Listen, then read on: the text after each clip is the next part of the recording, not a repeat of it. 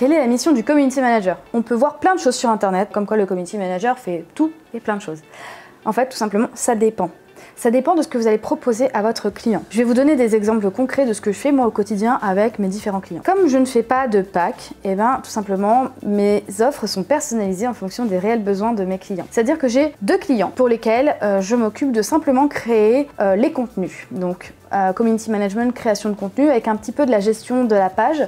C'est-à-dire que la première, donc qui est donc RH freelance, me donne tout simplement sa légende et également donc l'ordre des contenus à publier. Elle sait combien de contenus elle veut par semaine, elle sait exactement ce qu'elle veut et moi j'ai juste ensuite à mettre en page ses idées, ce qu'elle a eu dans sa tête. Donc transformer en carrousel, faire le montage de ses réels parce que je lui donne aussi les idées des contenus des réels à faire, à tourner chez elle et ensuite elle les tourne, moi de mon côté je les monte et ensuite on vérifie ensemble par rapport au calendrier de publication et c'est ok. Le deuxième qui est courtier lui en crédit, tout simplement, je m'occupe de son compte LinkedIn et lui, je fais tout simplement toutes ses publications LinkedIn. Donc on est à 2 par semaine, je fais un calendrier de publication par rapport au secteur d'activité du monde de l'immobilier et du crédit. Je lui propose des idées de contenu à faire, donc lui vraiment il est tranquille. Et ensuite je passe à la création en faisant donc des vidéos de lui. Donc on se rejoint pour tourner des vidéos pour qu'il fasse des faces caméra, voilà, pour avoir un format vidéo. Ensuite, je lui fais des PDF carousel pour LinkedIn, je fais des publications, etc. Je rédige également la légende, il valide le tout avant que je puisse programmer. Les autres avec qui je travaille, je m'occupe aussi de leur compte Instagram. Ici, nous avons un vidéaste. Pour le coup, je n'ai aucun contenu à créer de manière visuelle, puisque le vidéaste, c'est principalement les contenus vidéo qu'il a créés qui vont être diffusés. Donc là, il s'agit pour moi de récupérer l'ensemble de son contenu et de le mettre dans un dossier, de trier, de définir tel contenu pour telle date dans un calendrier et de rédiger le contenu qui va avec. Pour cette personne, je m'occupe de son compte TikTok, YouTube, Instagram, Facebook et LinkedIn. Donc en fait, j'ai à répartir l'ensemble de ses contenus, de lui dire « Excuse-moi, est-ce que tu peux me faire ce format-là en format réel, en format story ?»